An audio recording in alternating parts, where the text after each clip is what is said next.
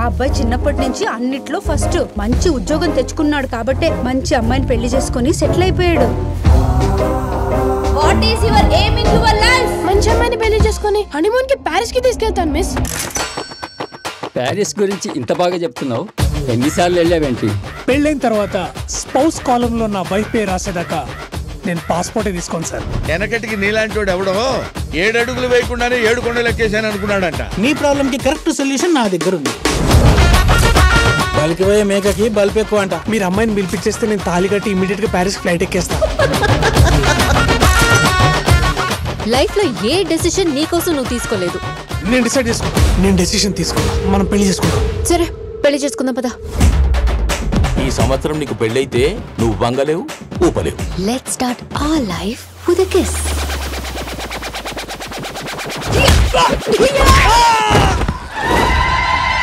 ఈయనమ్మ పెద్ద మహానటురా ఇది. ఆనంద్కి దయ్యం పట్టింది. నీ భార్య ఒంట్లో ఏదో క్షుద్రశక్తి చేరిందిరా.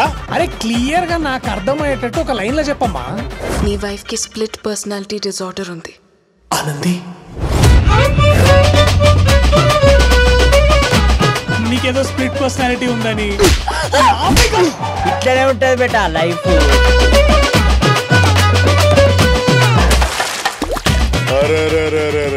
అట్లా చేస్తావు అనుకున్నా, ఇట్లా చేస్తున్నావు అవరా. నీకు నా మీద ప్రేమే లేదనిపిస్తోంది.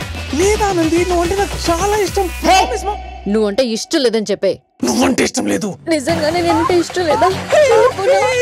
మీ అపరిచితుడి పిల్లంతో పోలిస్తే నా పిల్లం బెల్లం రా. సేమ్ పిచ్చికిటే పట్టిందా? అవలగలక మాట్లాడుతుంది.